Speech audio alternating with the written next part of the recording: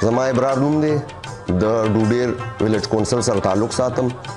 او د دولت خیلو چم یم خو دوباره زه نه ودرېدم خو دا درې څلور ټبرې او د کلي دا خلک ما سره متفق شو او راته ویل چې راپاسه او دا به دا خدمت چې دی دا ته یو سوشل سړی نو دا ته کولی شي نو د دې د وجې دې ځای کې د ټبر نه او د کلي د دې درې څلورو ټبرو نه دغه شوم او دی را باندې متفق شو نو د دې د وجې زه راپاڅېدم د خدمت جذبې ته ولاړم او د خدمت جذبه راکې او خدمت ته ولاړم نو دغه خدمت به کوم د دې عوامو او د دې کلي او د دې کلي د دې خلکو انشاءالله ما سره خو د ډوډیر کلي خاص کر د ډوډیر کلي د ویلیج کونسل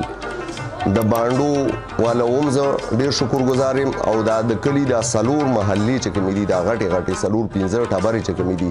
هغه یې ما سره ښه کلک ولاړ دي مولا خیل دولت خیل سورکي خیل خادي خیل پایا خیل دا څلور پنځه ټبرې چې دي دا ما سره ښې کلکې ولاړې دي او ډېر ښه متفق را سره ولاړ دي او زما کمپین داسې دی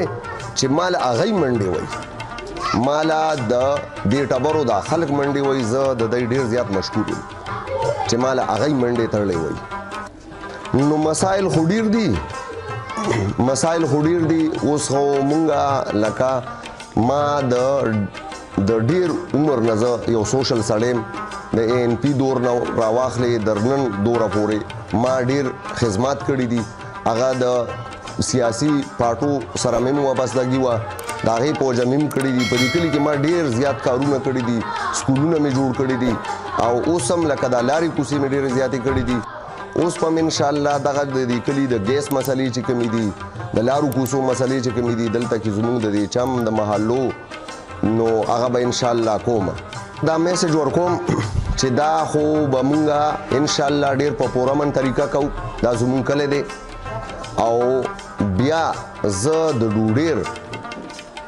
د رونو خویندو میندو خویندو ته رونو ته هلکانو ته مشرانو ته دا یو میسج ورکوم چې په 19 دسمبر باندې راشي او زما کټ نښه ده او دې ته دغه وکړي په دې باندې مهر ولګوي او ما کامیاب کړي